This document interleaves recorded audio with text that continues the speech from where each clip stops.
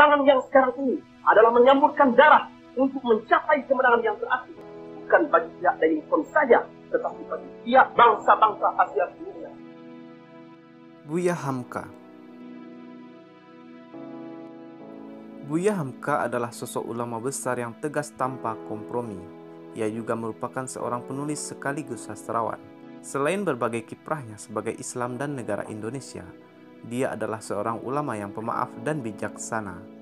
Itulah sosok Abdul Malik Karim Amrullah, atau biasa dipanggil dengan sapaan Buya Hamka. Banyak kisah teladan dan kisah pilu menimpa dirinya, termasuk oleh rezim Orde Lama yang dipimpin oleh Presiden Soekarno. Video ini menceritakan kembali kisah Buya Hamka saat difitnah atau dituduh dengan tanpa adanya bukti. Tuduhan ini mengakibatkan Buya Hamka harus merasakan pahitnya jeruji besi dengan berbagai ancaman hingga penyiksaan yang menimpa dirinya. Pada tanggal 27 Januari 1964, tepatnya pada bulan suci Ramadan, merupakan cobaan berat bagi Buya Hamka. Ketika Buya Hamka baru istirahat setelah memberikan pengajian mingguan di Masjid Al-Azhar, Jakarta Selatan, pada siang hari di tengah istirahatnya. Tiba-tiba Buya Hamka mendapatkan tamu, beberapa orang laki-laki yang berbadan tegap serta berpakaian preman. Tetapi, beberapa di antaranya tampak membawa pistol di pinggang. Mereka datang disertai surat perintah penahanan berdasarkan Undang-Undang Anti Subversif atau Panpres nomor 11 dan nomor 13. Rupanya Buya Hamka hendak dibawa beberapa orang polisi yang berpakaian preman itu. Mereka juga menyatakan hendak mengadakan penggeledahan. "Jadi saya ditangkap," ujar Buya Hamka pelan-pelan agar tidak mengejutkan istrinya yang sedang sakit. Buya sendiri masih diliputi keheranan atas kedatangan polisi yang berpakaian preman itu. Tidak ada informasi kemana Buya Hamka hendak dibawa. Para polisi memberikan pesan ke pihak keluarga menghubungi Mabes Polri untuk informasi lebih lanjut.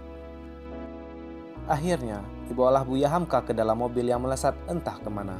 Dalam kondisi letih berpuasa dan tidak tahu menahu apa kesalahannya, Buya Hamka dibawa bersama polisi yang menjemputnya. Istri Hamka yang ketika itu sedang sakit sangat terkejut sampai tidak sadarkan diri. Setelah melihat suaminya, Buya Hamka dibawa ke markas besar kepolisian. Seketika, suasana menjadi riuh di kediaman Buya Hamka. Tidak ada satupun anggota keluarga yang menyangka kejadian seperti itu akan menimpa kepala keluarganya. 4 hari kemudian, ketika Buya Hamka diinterogasi oleh salah seorang polisi, Buya digertak dengan lantang. "Saudara pengkhianat, menjual negara kepada Malaysia," gertak salah seorang polisi kepada Hamka.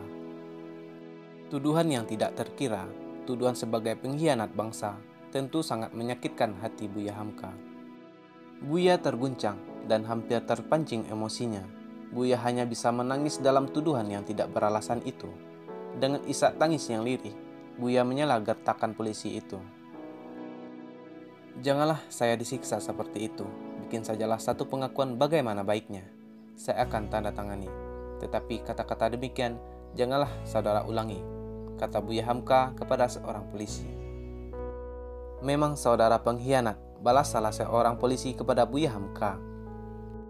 Dalam tuduhan yang tidak berdasar dan menyakitkan itu, ternyata Buya Hamka dituduh terlibat dalam rapat rahasia menggulingkan Presiden Soekarno. Dia dituduh menerima uang 4 juta yang tidak jelas mata uangnya dari Perdana Menteri Malaysia. Selain itu, Buya juga dituduh memberikan kuliah yang bersifat subversif dan berbagai tuduhan kejahatan lainnya. Menurut Taufik Abdullah, dalam buku Malam Bencana 1965 dalam Balditan Krisis Nasional, alasan sebenarnya diamankan Buya Hamka oleh pemerintah adalah karena majalah Panji Masyarakat yang dipimpin oleh Buya Hamka telah menerbitkan sebuah esai yang berjudul Demokrasi Terpimpin. Esai itu berisi kritikan terhadap kekuasaan Presiden Soekarno. Akhirnya tanpa ada kejelasan, Buya Hamka ditahan tanpa ada proses pengadilan. Hamka benar-benar dihadapkan dengan situasi yang sangat berat. Ia terpaksa menghabiskan ibadah puasa di jeruji besi. Namun Hamka tidak sendiri, sejumlah tokoh lain juga mendapatkan perlakuan yang sama. Bahkan ada yang diamankan jauh sebelum Buya Hamka dipenjara. Situasi politik kala itu rupanya menjadi sebab penderitaan Hamka dan keluarga. Situasi politik demokrasi terpimpin yang diterapkan oleh Presiden Soekarno pada periode 1960-an ini adalah sistem diktator karena anti kritik. Banyak tokoh yang menjadi korban, di antaranya Sultan Syahrir, Buya Hamka, Anak Agung Gede, Muhammad Rum, dan lain sebagainya.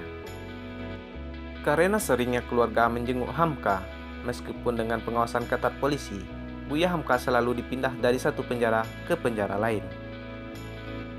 Dari Sukabumi ke Cimacan, kemudian ke Puncak hingga ke Mega Bandung.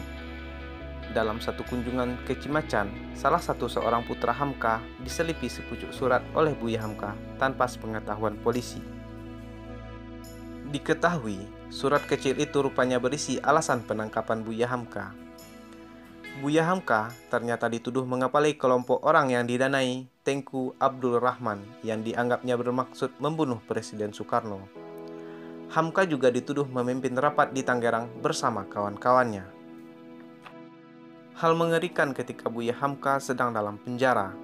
Hamka ditimpa berbagai siksaan fisik dari salah seorang polisi, karena Buya Hamka dipaksa untuk membuat pengakuan palsu. Rumah tahanan terakhir yang ditempati Buya Hamka berada di Mega Bendung, tetapi tidak lama kemudian Buya Hamka dibebaskan bersyarat setelah penyakitnya kambuh di tahanan.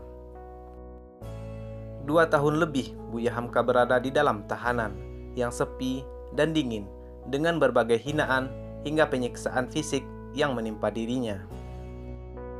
Setelah Hamka menjalani perawatan di Rumah Sakit Persahabatan, tidak lama kemudian Buya Hamka dibebaskan setelah kekuasaan beralih menuju kekuasaan Orde Baru. Selain kisah pilu yang menimpa Buya Hamka, juga terdapat kisah teladan dari dirinya. Pada tahun 1970, di akhir hayat Soekarno, yang memenjarakan Buya Hamka meminta agar Buya Hamka memimpin salat jenazahnya. Karena sifat pemaaf dan bijaksananya, akhirnya Buya Hamka bersedia memaafkan dan bersedia memimpin salat jenazah Soekarno yang pernah memenjarakan dirinya. Catatan hitam dan pemukaman politik yang pernah dilakukan rezim Orde Lama terhadap pihak-pihak yang dianggap mengancam kekuasaannya adalah sejarah kelam yang tidak boleh terulang dalam praktek kenegaraan kita. Karena negara yang bermartabat tidak seharusnya menyiksa, memenjarakan, membuang atau membunuh nyawa warganya sendiri dengan tuduhan yang tidak pernah dibuktikan di pengadilan.